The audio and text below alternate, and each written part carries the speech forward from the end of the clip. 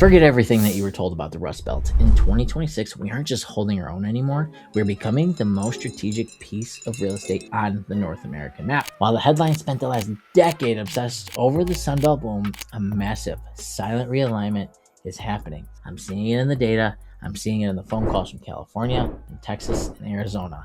And I'm seeing it in the massive, controversial industrial footprints being stamped into our Michigan soils right now. We are living through a moment where the world is realizing that the hot and dry was a temporary luxury and cool and wet is a permanent necessity. But it's more than just about the weather. It's the return of American muscle and the rise of the AI Stargate Project and a cultural grit that just won double gold on the world stage. So today we're going deep into the mechanics of why Michigan is the ultimate hedge for the next decade. And if you think you know this state, guys, think again. All right, first, let's talk about the Stargate in the room. Right now, Michigan is breaking ground on some of the largest, most controversial data center projects in history, specifically the multi-billion-dollar OpenAI and Oracle campus in Saline. But why here? Because AI just doesn't need code. It needs energy and lots of water. And Michigan has the grid capacity and the closed loop cooling systems that states like Arizona, they simply just cannot provide. But the real story of 2026 is the return of the American garage. Under the Freedom Means Affordable Cars initiative, we are seeing a massive national push for smaller, efficient American assembled vehicles. Consumers are demanding choice and affordability, and Michigan is the only state with the infrastructure to pivot and build these new models at scale.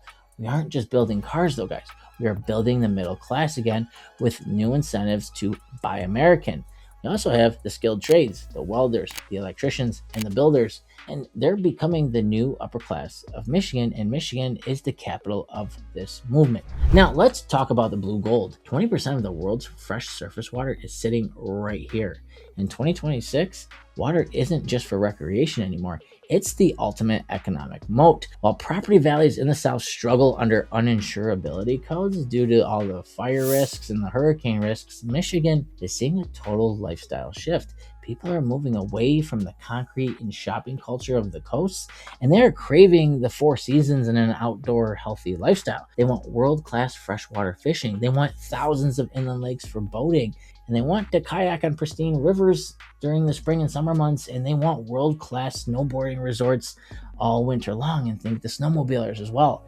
We are seeing an explosion in the new rural movement as well. We have an outdoor RV and camping community that's unmatched to anything else in the country. But don't just take my word for it, guys. Think back to the end of the movie, The Big Short. Okay, sell it all. When the screen goes black, a single line of text appears. Dr. Michael Burry, the man who saw the 2008 financial crash coming, stopped trading everything else and started focusing on only one commodity, water. In 2008, when Burry was placing those bets, Michigan was at its lowest point. But he wasn't just looking at the crumbling houses, he was looking at the fundamental resources that would be shaping our world in 2026. He knew that you can bail out a company, but you cannot manufacture fresh water. So for nearly 2 decades, Michigan has been quietly shedding the failed state stigma and building a foundation on the largest treasury of fresh water on the planet. And guys, the smart money that Burry represents is finally waking up to the math that he saw a couple decades ago. And that Michigan grit just isn't in the factories that we have here, guys. It's built into our DNA. And what I mean by this, look at the 2026 Winter Games in Milan. The U.S. men's hockey team just took gold on the anniversary of the Miracle on Ice, led by Michigan natives like Dylan Larkin, Quinn Hughes, and Connor Hellebuck. But it didn't stop there. The U.S. women's team dominated the world stage as well to take home their own gold, powered by Michigan's own Megan Keller from Farmington, who buried that overtime game-winning goal against Canada, and Kirsten Sims from Plymouth. That ice in the veins is the byproduct of Michigan's environment. We don't just hide from the cold, we dominate it. So whether it's on the ice or on the assembly line, guys, Michigan knows how to win. So is Michigan a climate refuge or a well-kept secret that's finally out? Well, it's both. In 2026, the American dream is no longer a palm tree and a 110-degree commute to work. It's 10 acres, a barndominium, and a freshwater lake that's just 5 minutes away. And oh, yeah, a job that AI cannot replace. Michigan's real estate also remains on sale compared to the national landscape, often 30 to 40% lower than the national average. But with the supply squeeze and the golden handcuff era of interest rates, the window is starting to close.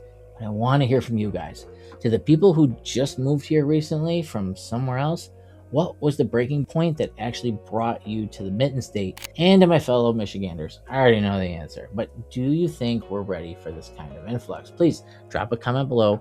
I read every single one. And if you're looking to find your own piece of refuge, my contact information is in the description below.